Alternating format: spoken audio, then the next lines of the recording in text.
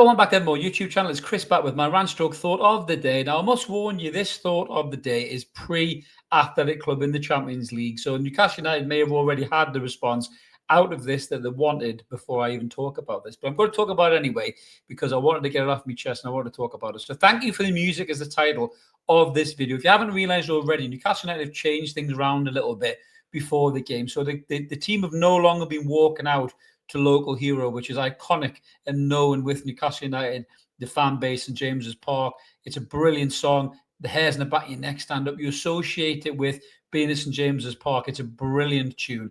But apparently the players and the coaches wanted to change things around because they wanted to have the Blaydon Races playing because they wanted the fans to be singing along to that song as the players came out onto the pitch. Now, for a lot of fans, that's okay. That's not a problem with that. The Blaydon Races is a song that is very historical with Newcastle United and obviously the region itself as well. I drive down Scotswood Road quite a bit, going along the Scotswood Road. It's a massive tune for the fan base. But for me personally as a fan, I like to see the lads come out of Local Hero. There's gravitas about it. There's drama about it. There's an intensity about it. It's like gladiators going into battle for me. I love hearing that song when the lads come out onto the pitch. And it's not quite the same with the Blaydon Races. The Blaydon Races is more when the game's getting ready to kick off. The first kind of couple of minutes, the fans get up and get whipped up and start singing and shouting. That's when the Blaydon Races comes off.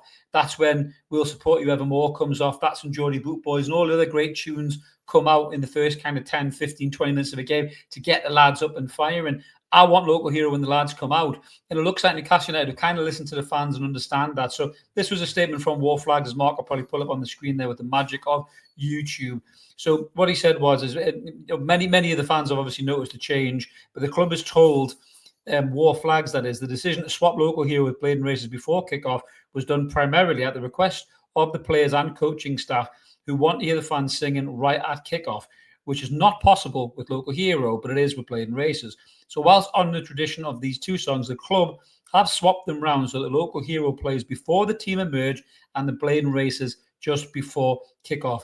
Now, War Flags also go on to say it's up to us to live up to that request and better out the Blaydon Races and also carry it into the game as well. And obviously War Flags always do their best to get the atmosphere going in the stadium. There's an amazing job what those guys do with the flag displays and everything else as well. And, while I'm a bit torn on this, to be honest with you, because whilst it's nice that the players want an atmosphere like that to come out to, I kind of get that as well. It's a little bit disappointing as well because there's tradition with Local Hero. It is associated with Newcastle United and coming out onto that pitch. And there's loads of players in the past who would have walked out. You sit and talk to Alan Shearer about, what that Local Hero song means to him. I guarantee you, he can see himself walking down that tunnel, on that grass, looking around that stadium, and it resonates with him and probably even David Ginola and Les Ferdinand and, even, like I said, bloody Demba Ba, Cisse, Johan Caballo, all these players who have played for us in the past.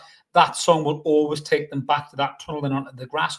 And I just think it's important that the club do honour that and do respect that. And it looks like they've done this, which is really, really good. So I'm glad that the change around has happened, for obviously the match going public as well. Sadly, I don't get to go as many games as I used to. But it's a good experience, that, because when that music kicks in, when that Local Hero kicks in, that dramatic music with gravitas before and then the guitar kicks in, Mark Knopfler, it's absolutely class. That's the kind of stuff that puts the hairs in the back of your neck up. That's the kind of iconic things that if you're visiting Newcastle, if you've never been to the ground before, if you've followed them all your life and you've never been fortunate enough to get into the ground, it's even harder these days. But that's the kind of sound that you want to boom through your ears. Yes, the Blaydon Races is class, but you want to hear the Local Hero. You want to soak up that atmosphere. These young kids coming to games for the first time, they want to be soaking up that atmosphere. So I'm glad that the club have made this decision to flip it back round. Now, here's where I'm going to make a point that some of you may not like in the chat, and that's cool. I've got my point, you've got your point. We can agree, disagree. No need for anyone to get nasty and snippy or nothing like that, right? But I do have a bit of a problem with players and coaches dictating to crowds what they want you to sing.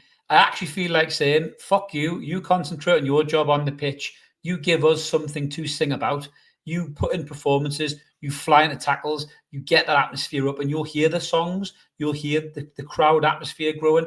There's a section of the fan base that vilify somebody for not singing or absolutely rinse people for being quiet. But the team could be playing awful. They could be misplacing every pass. They could be getting counter-attacking all the time. The keeper could be getting peppered, making 4, 5, 6 different saves. And I know that's kind of when you need your fans to pick you up and to give you a bit of that. And I get that and I understand that. But I don't like the fact that fans get attacked and vilified for not singing. I sing when I go. I don't sing all the way through. I mean, some of them, Christ, in the singing section, my word, they'd give choirs a run for the money, some of them. Fair play to them, But if somebody doesn't want to sing at the game, then that's fine. That's entirely their decision. They'll support in their own way. They'll cheer a tackle. They'll maybe join in the odd chant here and there. Maybe they're a bit shy. Maybe they don't want to do it, at the stadium. That's absolutely fine. Their match experience is their match experience. It's not up to you to tell them what they can and can't do. Yes, it's great to have the support. And I would say probably about 90% of that stadium, obviously not the away fans, obviously, but even them when they're supporting their own players, to be fair. I mean, the Spurs fans were great for them the other day, 3,000 midweek. But 90% of that stadium are there to support the lads on the pitch, and they will do that. But sometimes you need both sides. Players need to be putting it in. They need to be showing you something on the pitch to get you excited enough to start singing, to get you excited enough to start off a chant for somebody. If Malik Chow flies into a tackle, you might hear the chow, chow, chow chants. You know what I mean? If Bruno does something class, it's Bruno, Bruno. The players need to do their part as well to get that atmosphere up and firing. When they come out onto that pitch, certainly since the takeover, I was going to Newcastle, pre-takeover, and it was grim. It was absolutely awful because it was literally, even though the atmosphere was booming before the kickoff, as soon as we kicked off, we just got battered and just went flat as a fart. And that was because of the whole malaise around the club. But since the takeover, it's been positive. It's been up here. It's been a next level of stuff. The flag displays a massive part of that.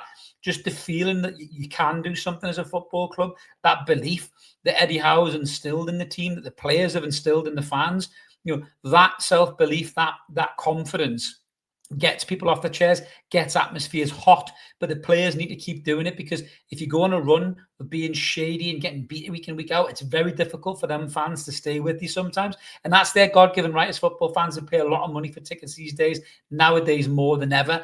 And it's their right. If they don't want to chant or they don't feel like singing, it's their right. And I'm not entirely sure about players and coaches telling fans, no, you don't get to listen to Local Hero. We want you to sing that song.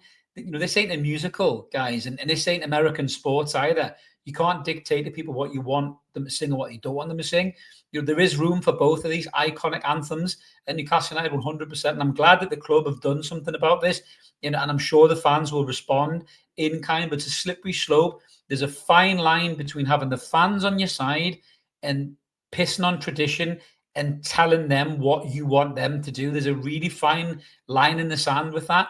And I really hope that the players in the club and the coaching staff don't step over that line, because if you start dictating to some fans that you want them to do this and to do that, and, start that chant then in that minute, do it then, and Mexican wave here, that's not, Newcastle United, that's not English football. That's some kind of, wanky American sports thing where, sponsors fly across in the middle of an attack, brought to you by Schwartz, and you miss the shot.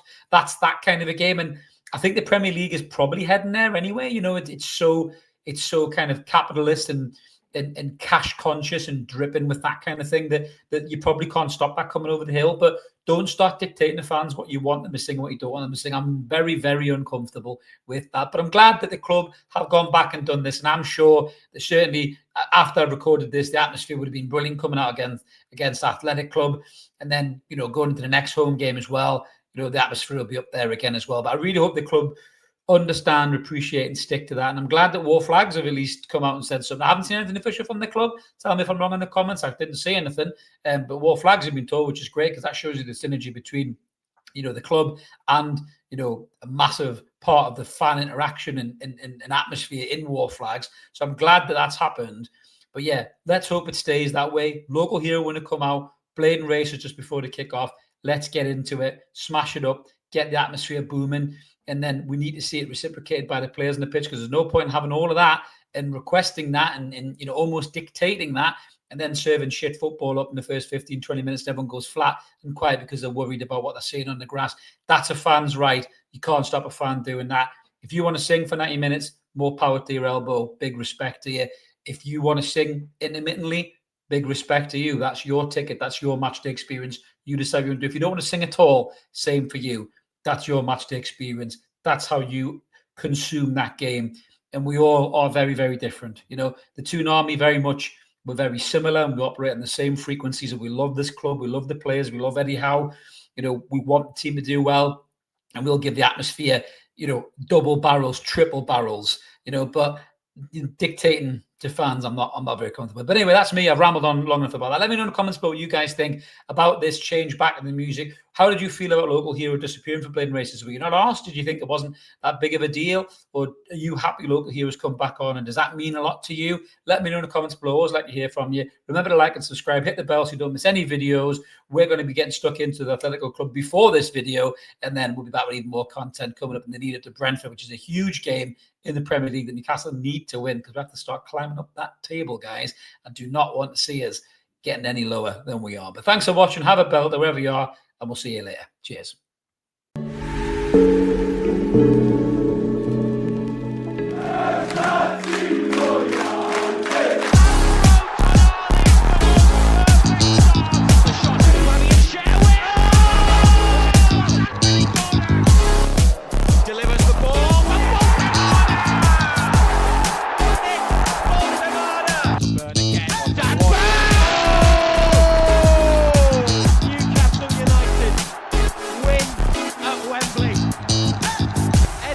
Heroes celebrate. They have done it.